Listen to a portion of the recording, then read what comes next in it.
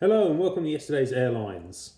And in this video we're going to have a look at the first JAL Collection models which I've been able to acquire.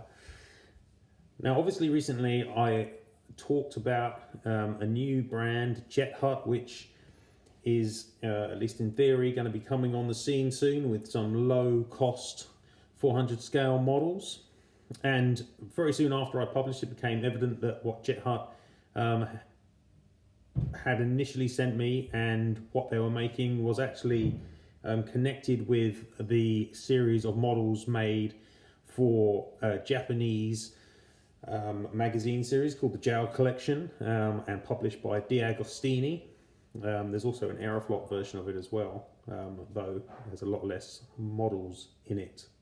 So I thought, that I better get hold of some of these JAL Collection models and, have a look if this is going to be the sort of thing that maybe Jet Hut may produce in the future, and also just because actually they look pretty interesting. And actually, I'd kind of been ignoring these JAL Collection models, partly because they are not especially cheap when you look on eBay and things, and they're often very expensive, and that's, I think, because they're published with the magazine. They're published only in Japan, and Japan typically has very expensive products anyway. So I'd kind of ignored them. Japan isn't even a big part of my collecting criteria, so they weren't particularly exciting. And obviously they're not up to the standards of the best 400 scale models, so I thought, wow, just leave them. But actually looking into it, they've produced a really interesting range of aircraft, as I talked about in my other video on this topic. And so I thought I'd better try and acquire some.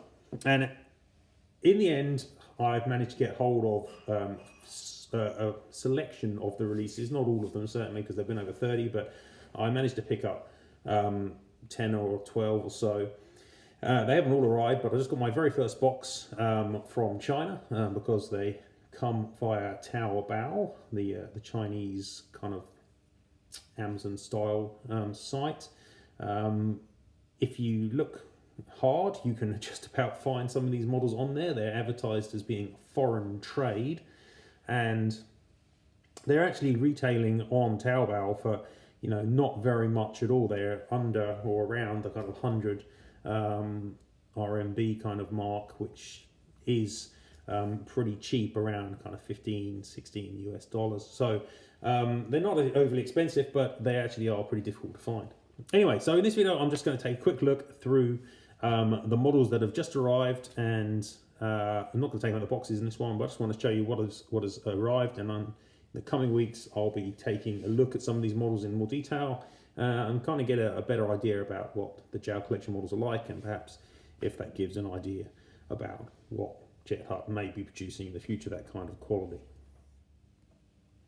So the first model which has arrived is a 747-300 in the original colours of Japan Asia Airways, which was JAL's Taiwan serving subsidiary. It looks like a pretty decent mould actually, and I've seen some pictures of this model on various Facebook groups and such, and actually I was surprised by how good it really did look. It looks very much like an early 2000 747 that could have come from anyone. You can see just through the packaging that the wing seam is a little bit clunky, but that's in keeping pretty much with several 747s that are still in use even today.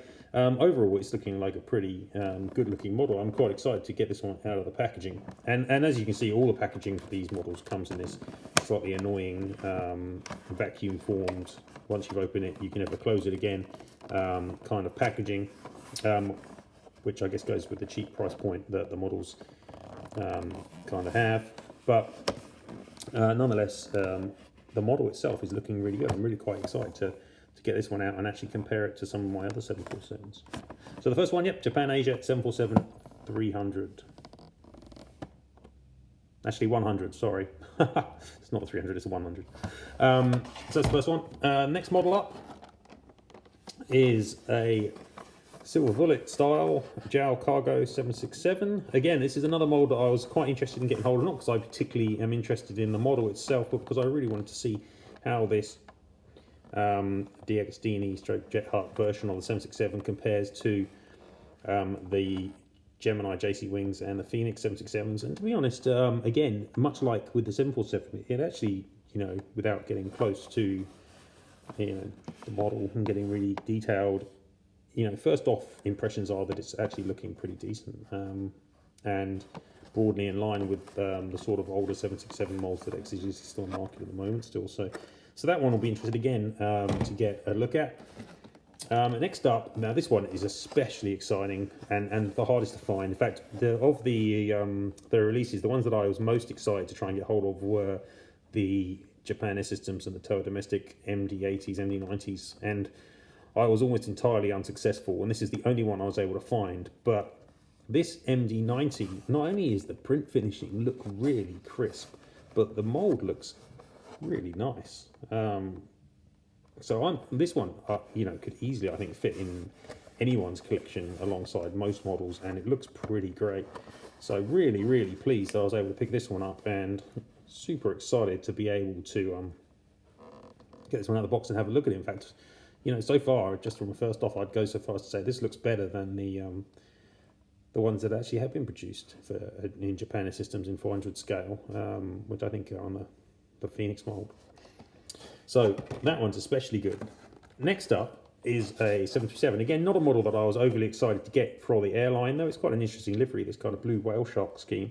Japan Transocean Air, but I'm really interested to see kind of how their 737 looks. And again, the mold-wise, I'm quite liking what I'm seeing here, which is surprising because 400 scale, people have really struggled with 737s historically, and this one actually doesn't look particularly bad. So it will be, again, interesting once I get this out of the packaging to see kind of how that compares with some of the older 737s that have been made.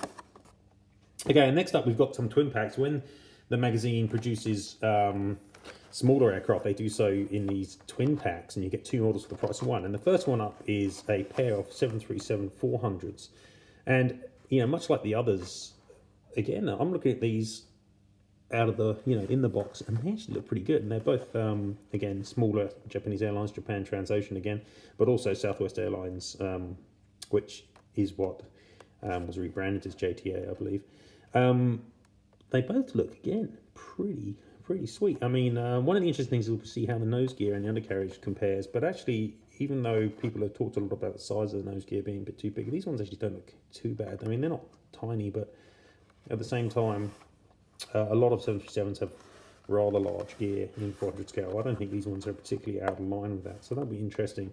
And the last up models that I was able to get are a pair who definitely do have gear that is probably too large, and that is this pair of Embraer 170s. But the reality is, how many regional jets are actually made in 400 scale? Not that many. So even if they've got slightly too large nose gear, they're filling a niche which no one else is really producing. Though I do think jcwings may have made a JAL one in the past, but yeah, again, not really interested in the airlines, and these don't really fit my collection criteria, but super interested to have a look at what this Embraer 170 mold kind of looks like out of the box and how it compares to the existing ones. And again, much like with the other molds here, I'm not seeing, a really poor quality in terms of the model. I'm seeing actually some nice detailing, some good shapes going on here, and yeah, actually looking pretty good. So this is my first group of these models that I've got. I've got those two small groups there, four of those. We've got the 737-800. We've got this MD-90, which I'm super pleased about.